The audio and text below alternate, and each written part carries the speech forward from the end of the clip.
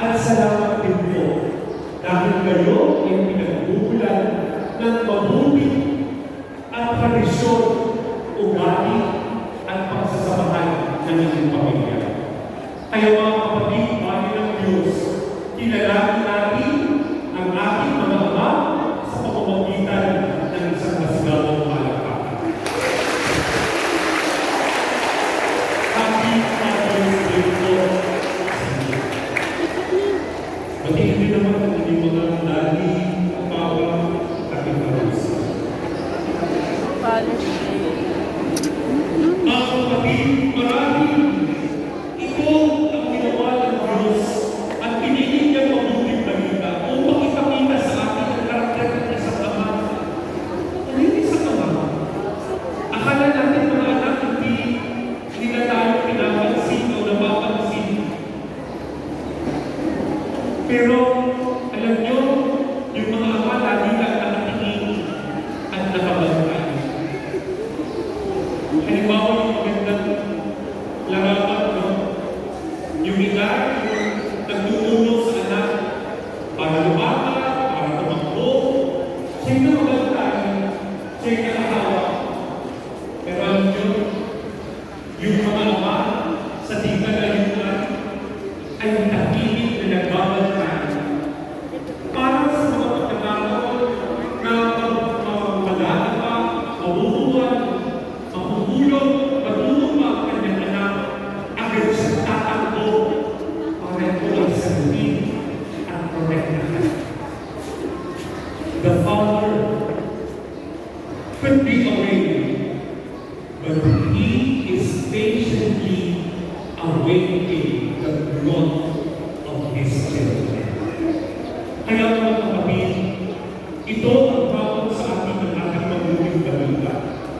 Tumulan tayo sa ating Ama, ang Ama sa langit, at ang ating mga ama sa lupa, na magtyaga at hintay ng pagkilos ng Diyos sa ating lupa, upang sa ating puso mangyari ang pagbabago at sa ating puso matanggap natin ang kaharian ng Diyos.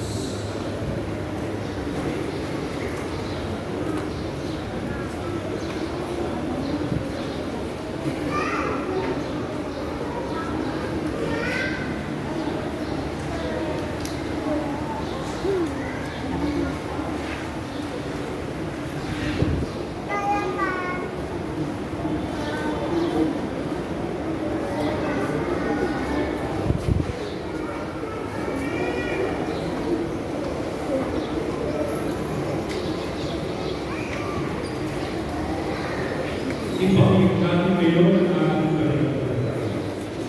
Sumasampalataya ako sa Diyos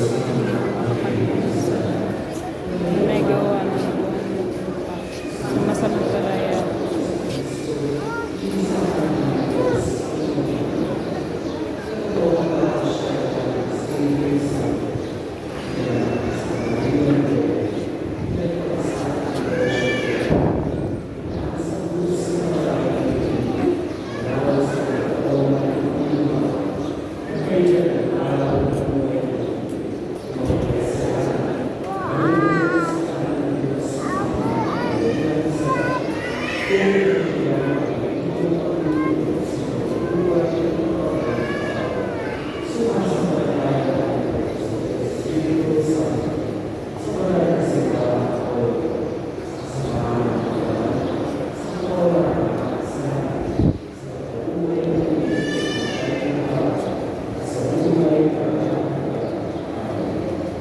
Isama natin sa amahang patuloy na paglago at paghahain ng Diyos dito sa lupa. Ang paghahain ng katarungan, kapayapaan, pagkakapagitan at pag-ibig. Idalangin natin, Panginoon, dinig mo ang aming panalangin.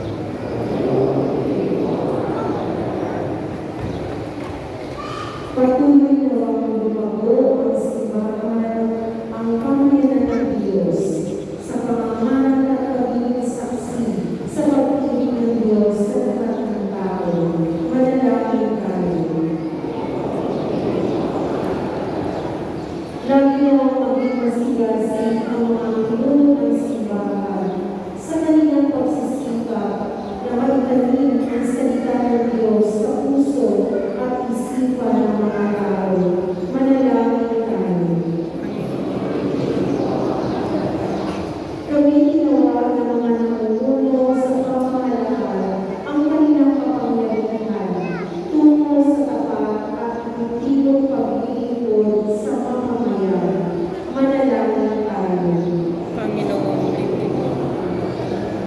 Gamitin nawa ang mga nagtatrabaho sa bidyang kanilang tutulong sa pagpapahayag ng katotohanan ng walang pinipilingan para sa Aray! kabutihan ng bayan. Ba yan, B? Manalangin tayo. Panginoon, tingin mo. Makaluluwa ng pag-asa ang mga may sakit, mga naghihingalo, mga mahihirap, at mga biktima ng pagkakabuso sa tulong ng komunidad at ng pamahal nila sa buhay. Manalangin tayo. Panginoon, tingin mo. Aray, Aray! Bakit ba? Bakit? Ha? Ha? Na? Cook?